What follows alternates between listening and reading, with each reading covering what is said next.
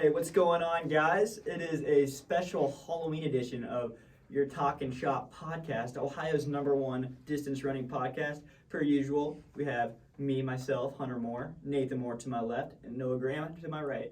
And guess what, guys? We have video. Isn't this pretty spectacular stuff? I mean, this is going to be really awkward if we can't end up figuring this out. So don't screw up. Let's say hopefully we have videos. Shout out to Alex Keller, AK, on the video. Big stuff from that guy. You can't see him, but he's doing a good job over there. But yeah, Halloween weekend. You guys still trick or treat, or is that just me? Just kidding. He's not. All right, let's dive into our quick recaps of this past weekend.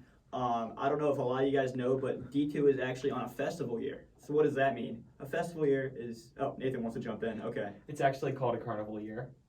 I'm an idiot. Carnival year. A carnival year is when every 4 years in Division II, every fall sport goes to the same location, same weekend, to have their championship event. And because of this, the championship is a few weeks later than it normally would be on other years. Yeah, so our national meet is pretty much just 2 weeks back from the Division I and Division III. Right. I believe October 19th for those, or November 19th for D1, D3, and we're December 2nd, which is crazy. Because last year, I remember having Thanksgiving dinner after the national meet. This is the first time I'm ever going to have like a super important race after Thanksgiving dinner. I don't know. I don't know why that's the first thing that comes to my mind, but it is for some reason. Just make sure we're not eating too much turkey there, Nate. Just kidding. You can have a pumpkin pie slice, I guess. I'm going to have to chill out on the pie. Right. But the reason I say that is because a lot of teams obviously have conference this weekend. OAC, MAC, few other Ohio teams, American Athletic Conference, like 10. Horizon League as well. Horizon. But because GMAX, the Division II conference in Ohio, is actually next week, allowed some teams to kind of one more test run before postseason time this past weekend and still be able to do it since it's not the week before the conference meet. So we had a few D2 teams run this past weekend. Our guys ran at Lockhaven. Easy win for the boys. Congrats to them. Zach Kraft, another big stellar win. It was pretty great to see. Also the women's team of Walsh also got the win. Bridget Hahn second. So it was a pretty good day overall. And then Cedarville. We haven't actually talked about Cedarville yet in this podcast. They raced well. Both teams raced pretty well. The women's obviously won the meet. They raced incredible. They put themselves 6th in the nation right now. 6th? 6th in the nation. The most recent update to that. So that was down in Alabama, Huntsville. They had their D2 Festival Showcase. So that's why I said festivals. That's what the meet was called. So okay, so you're pulling it from somewhere at least. Yes, that exactly. Makes sense. Just not out of nowhere. But Cedarville, they've been struggling a little bit this year. It's no question about it. Isaiah Kelly hadn't raced at a couple of their bigger meets, and they look pretty good today. This past weekend, Isaiah Kelly got 25th and 24:09.8, and then Evan Least, he got 37th.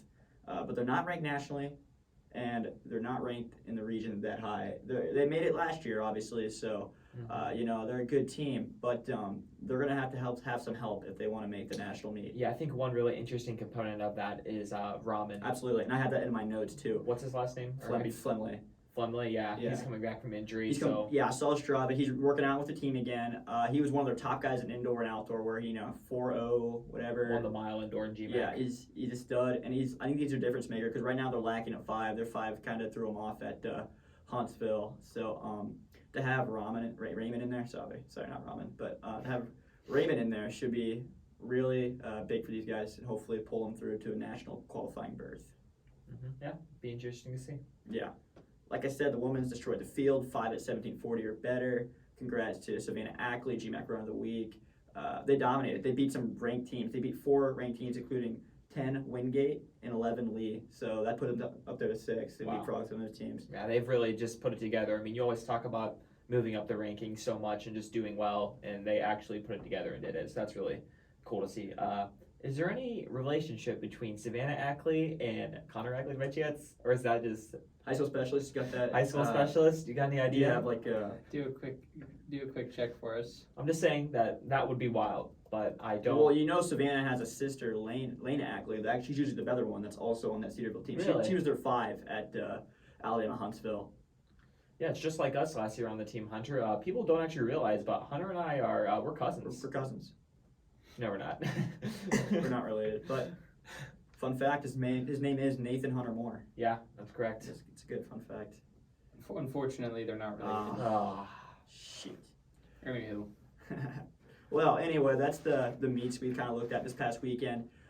Next, we want to solely focus this podcast on, the majority of it obviously, would be the conference meets. Conference meets upcoming, we kind of want to break it through. I know Nate's got a lot of notes written I do. about these meets. Big ones are OAC and MAX, but there's also a few more conferences we're going to kind of dive into a little bit. So let's go Division III OAC, baby. All right, yeah, so OAC preview, we have nationally ranked number 17th John Carroll University taking on the Otterbein Fighting Cardinals. This is going to be a very interesting matchup. We've had two very different seasons by both teams. Let's start with John Carroll. Sure. They have not raced as much as Otterbein this season. I think that's very apparent, and that makes it very difficult to make a comparison. So I've kind of had to pull a couple different variables making this comparison, but John Carroll has only raced their full squad at Lehigh.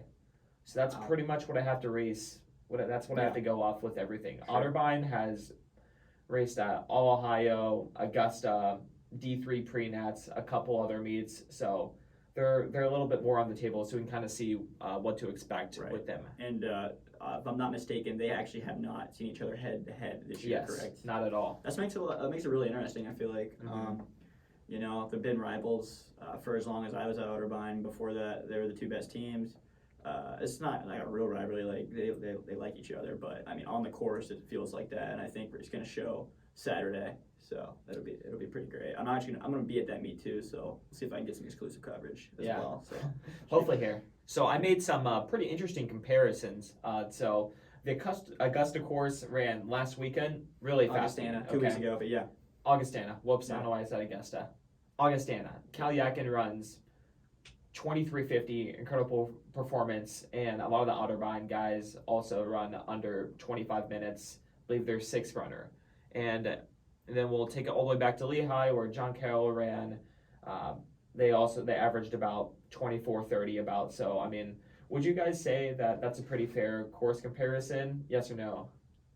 I think it's too hard to tell, to be honest with you. I what don't he know. said. Yeah. Okay. Yeah, That's fair enough. That's the beauty of comparing, though. That is, it's and fun. that's what I was thinking too. We're not here to debate courses we haven't seen. Yeah. Yeah, that's fair enough. We But don't- I we did don't have make a I did wheel, make a so- I did make a course comparison. I took the times that Otterbein ran at Augustana, and I took the times that John Carroll ran at Lehigh, Right. and I think they're pretty comparable courses for Can I times. make a note real fast? Nathan has his notes on here on it, and it's color coordinated. Is that a new thing for you? You trying that out, or? Yeah, I'm getting organized. These guys are actually dogging on me because I don't do any of the edits.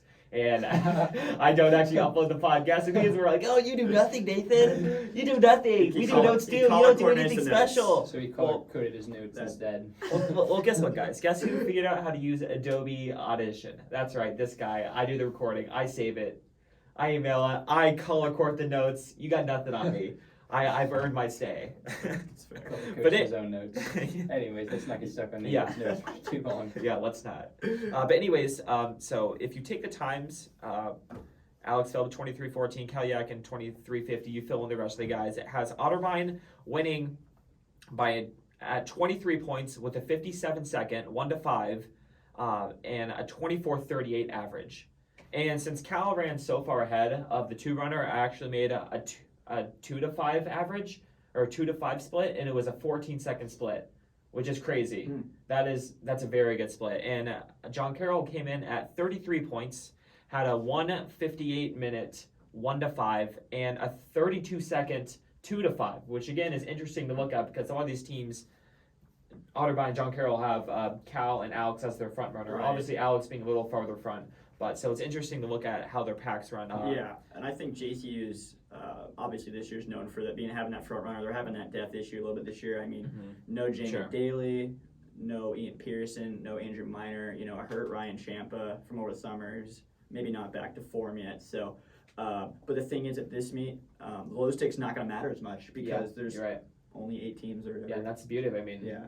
It's going to be a dogfight. So at worst, Cal probably only finishes 2 or 3 places behind Phillip at worst. So he's not losing much points, where Phillip at a national meet can gain a lot more spots on and Absolutely. help their team out a little bit. Yes. So, and then I did something different. I took the lactic ratings from each of the meets that both teams ran at, and I converted their 8K time to a 5K lactic time based on lactic. If you don't know the website, essentially tries and takes a course of varying difficulty and try and merges all the course into one set standard.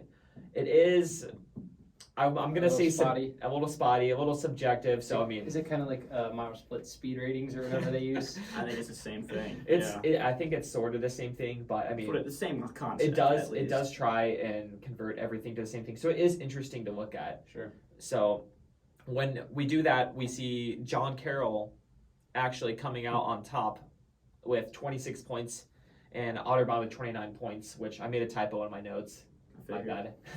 Hunter's looking at that now. But we can see it flip. So essentially is what I'm saying is that with one team running faster here and winning and the other team winning on the other side. So this is going to be a very, very close-knit race. From my notes, right. I mean, in my observation, it's really going to come down to a 5, the 4 and 5 runner. I mean, true cross-country race. It's going to come down to pretty much how fast Tommy Naaman can run and Adam, John Carroll's team. Shaw, yeah. Shaw. Yeah. Gage and Liam, they've been hot. They both ran really well at Augustana. Big PRs for both of them. I think I completely agree. It's going to come down to 4 or 5. I think those two plus Nathan Kraft, who's also kind of around those guys. They step up. They beat those guys. Otterbein gets the win. That's my prediction. Your prediction? Okay. Yeah. Let's go individual in the OAC mid-side. Obviously, who's getting second? Yeah, you got to put Alex. Second. Put Alex Phillips at first. But I mean, What do you guys think? I'm thinking either Cal or Simon Hayes for Jack second. Joseph's got an outside shot, and if people forget, Bill Daly got 3rd last year at this meet. That's true. Don't count Bill out quite yet. He's really talented. Who do I think? I think it'll be Cal. I think Cal's the hottest runner right now. I know there's everyone in this field except for Alex Phillip. Simon hasn't had that signature race yet. He hasn't ran super quick. Obviously, that doesn't matter, but I think Cal's got the confidence right now. He beat him at Ohio, didn't he? Simon is actually 2-0 against Cal this year. He beat him at Ohio and he beat him at the D3 preview, but I think Cal Rackett's a different runner than he is now. Okay. That's why I have Cal on top of Simon. I second Hunter on all notions. Attaboy. On all notions. Man, from my research, it's just hard to pick a conclusive championship or champion from this race. Otterbein, John Carroll, but we will see. Runner up. Yeah. Yeah, he worded it better. So, yeah. But let's go to the women's side. John Carroll women have been running pretty well all year. 26 nationally. 26 nationally. Solid. Yeah, it's solid. I really don't see them losing to anyone. I don't think they're going to lose to Baldwin Wallace. I looked at the other teams, Nathan. I completely agree. I think John Carroll has had all the other teams' numbers. ONU is actually probably the second best team in the OAC, and John Carroll has kind of destroyed them. They won Oberlin, and they beat ONU, who got 10th that day, 70 points to 302 points. Okay. It was an off day for ONU, but even if JCU is a little off, I still think they pull out the win on the girls' side. Yeah, individual champ, I got to go Hope Murphy. Back to back, baby. Yeah. Hope Murphy. She won last year, pretty convincing fashion. Yeah, national qualifier. National qualifier. Tessa Popovich of ONU. She's ran decent this year, maybe outside shot. And then Mount Union, Brittany McCauley. She's gone 22:39 this year. Obviously, way off of Hope Murphy's 21:54, but that's why you run the race. Mm-hmm. So that should be interesting as well. So that's an OAC recap. It's going to be interesting. I'm going to be so excited watching those results come in. I mean, I feel like I'm just so invested taking all those notes and talking about it, so I can't wait to see. But I agree. Yeah. All right, so moving on, we have the MAC. MAC's going to be fun. The MAC is going to be very This fun. one's up in the air, in my opinion. I don't know.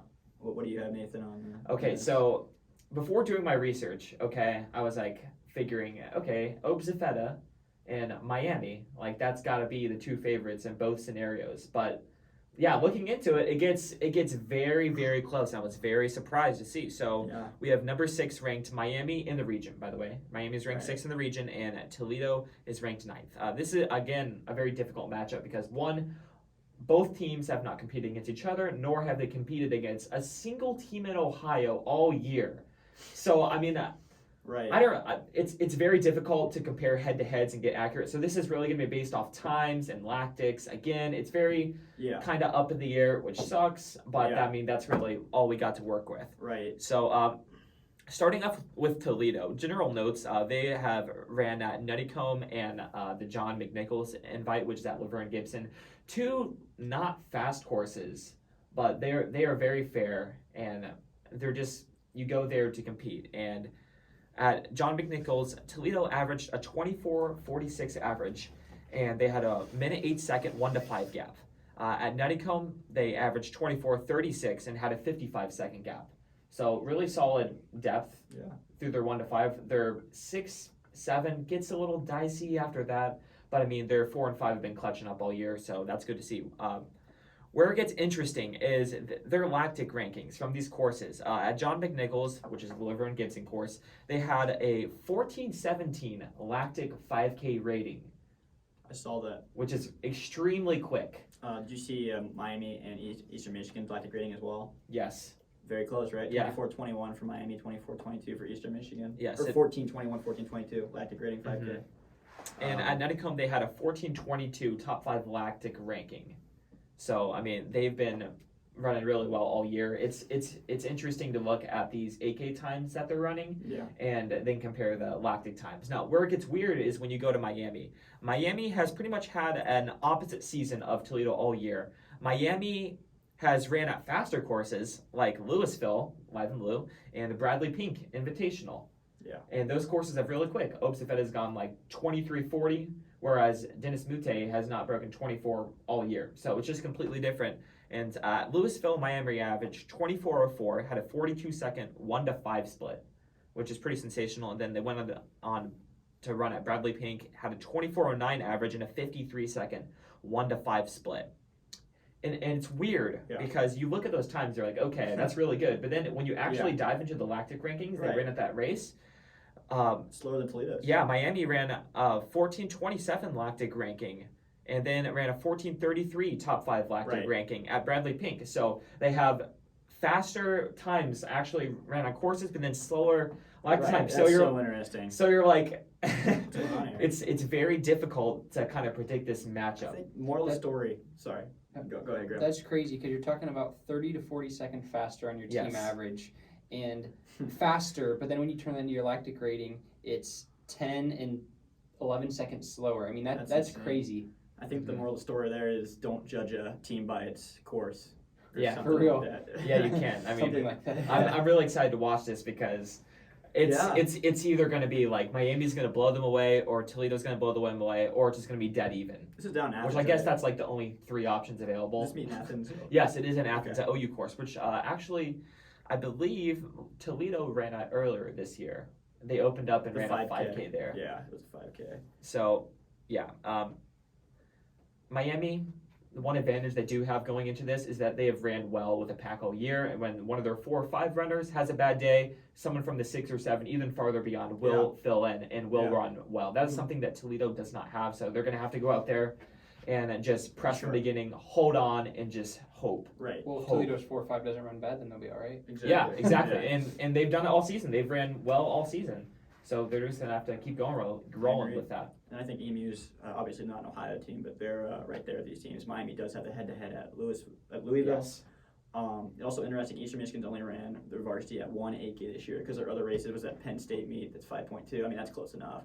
And then they ran a 5K, and then the Louisville race, and that's all the 8Ks, or all the meets that their varsity's raced at. So they're kind of a mystery coming here a little bit, but that leads us into our individual champion talk. I think Baldwin Madison helps their team out. I think he's that low stick that every team needs. Obviously, doesn't matter as much at a conference meet, but I think Baldwin gets the one individually, just how talented he is. That's my opinion, just from what he's done on the track.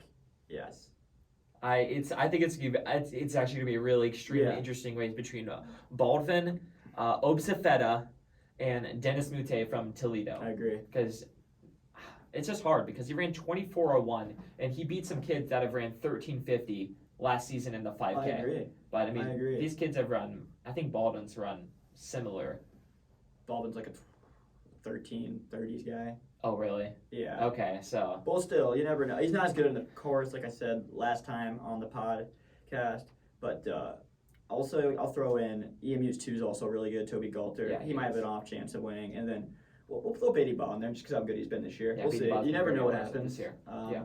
That's why he rates it. You're talking about Baldwin's track times this year. He has a 25:03 on a 5.2 mile course. You're talking 24 minutes or so, and then he has a 23:44 Right. at Louisville That's Classic. right. So That's right. So Obsafeta actually has the head-to-head. Obsafeta beat him by Yeah. a little less than 10 seconds there, I Yeah. think. So That I don't know. I don't and know what that actually, means. Baldwin's 10K PR is 30:14. You're talking about comparing that to some of the other guys. He is dominant more so in the your 5K, but Right. I think Oh, that's I think not on on the the grass track? things could look a little bit different. Oh, that's his track PR. Yes. He's probably never ran it then, because look at his 5K. I know. I'm just saying. I think Oh. he views himself a lot more I'm sure in he that does. 5K area, I'm sure he 3K does. indoor. Yeah. Um, I think he views himself as a more of a track guy. Right, so- I agree. I think I'm gonna go. Give me your team predictions and individual prediction too. Oh, this is tough. This is really tough Don't wanna because step on it's any so toes. close. Yeah. I just can't pick almost. But you know what? I am going to go.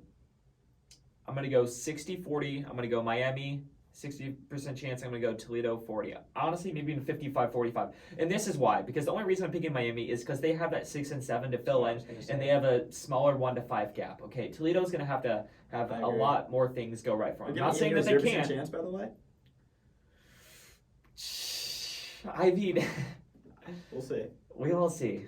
I don't know. I mean, they're going to be right in the mix too. But Yeah. I have Toledo and Miami ahead from my note takings. Fair enough.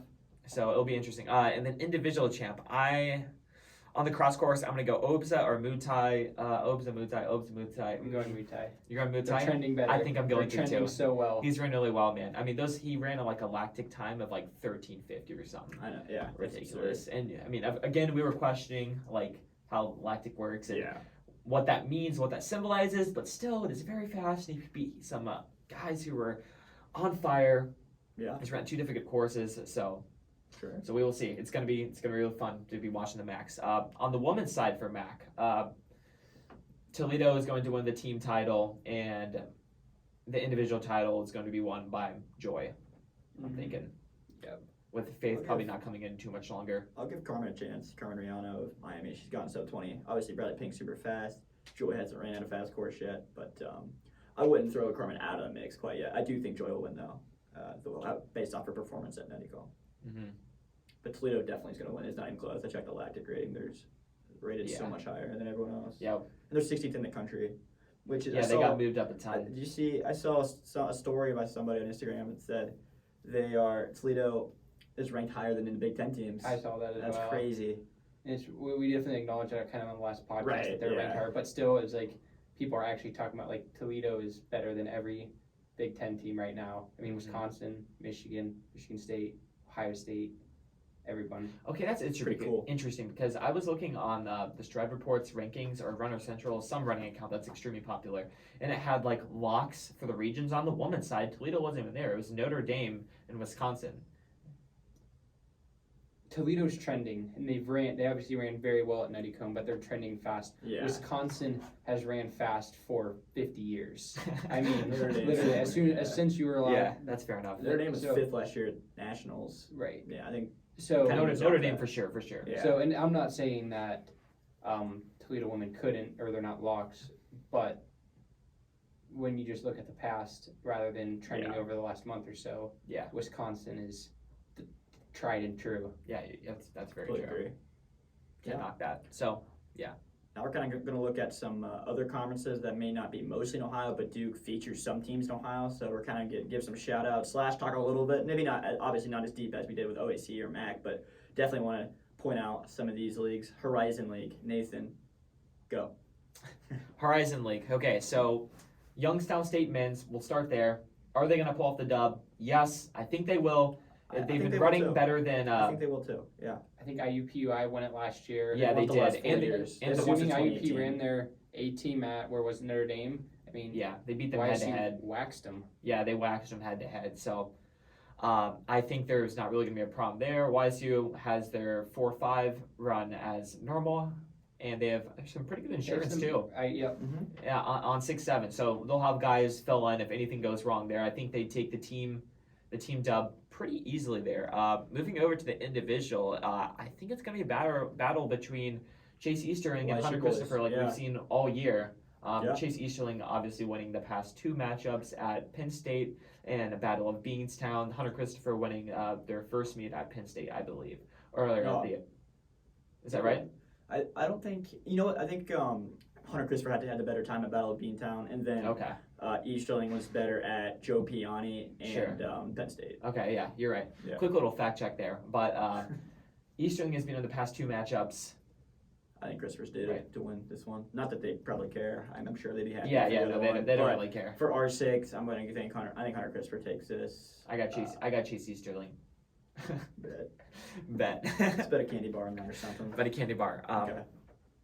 Women's side, since Youngstown is the only Ohio team in there, we're not really doing an extensive team rankings. Youngstown is probably looking to take second or third in that race for their women's team. But individual side, I'm going to go Morgan Cole. She has been the star of the season so far for that Youngstown State program, and we looked at Lactic rankings, and she is slated to take down everybody. Shout out Morgan Cole. She's local here, Louisville, Ohio. Right down the street, Right down the street. So I think that she's going to take the dub there. Hunter Christopher did take the dub at Battle of Beantown. Chase Easterling. So I was right. Dang, I'm just getting ratioed out here. 2 came in unprepared? No. I can't. Looks like I can't even take notes. That's the only thing I'm good for. That's awesome. American Conference, UC goes down there. They're obviously, they were running well. Running well. They are running well. I agree. We had them second, I think, in our last team power rankings for Ohio teams. Unfortunately, they will not get first at the American Conference.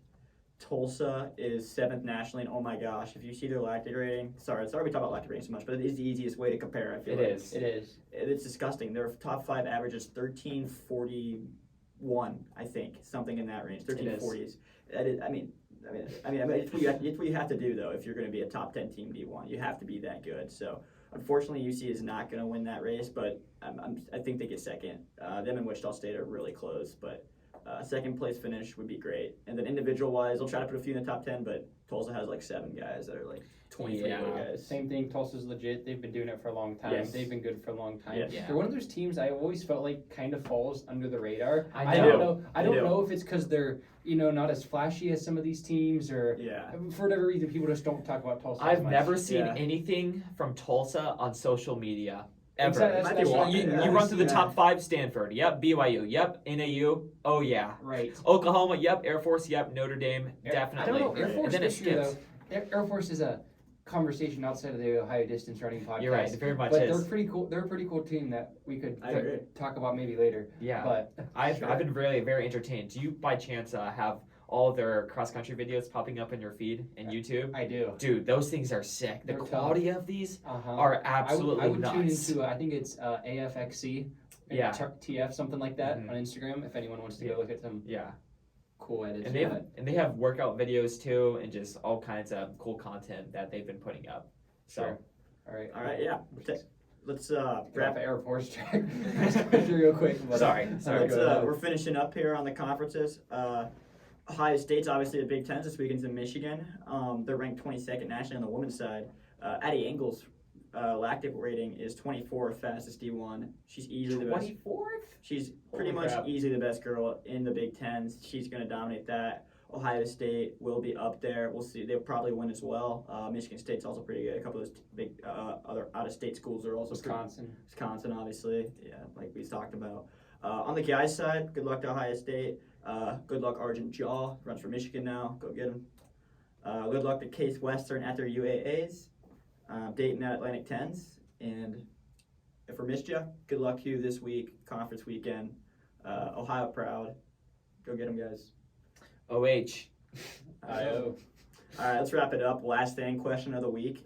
These guys, this would be a blind spot for these guys. They haven't seen this yet. Favorite runner from Ohio ever?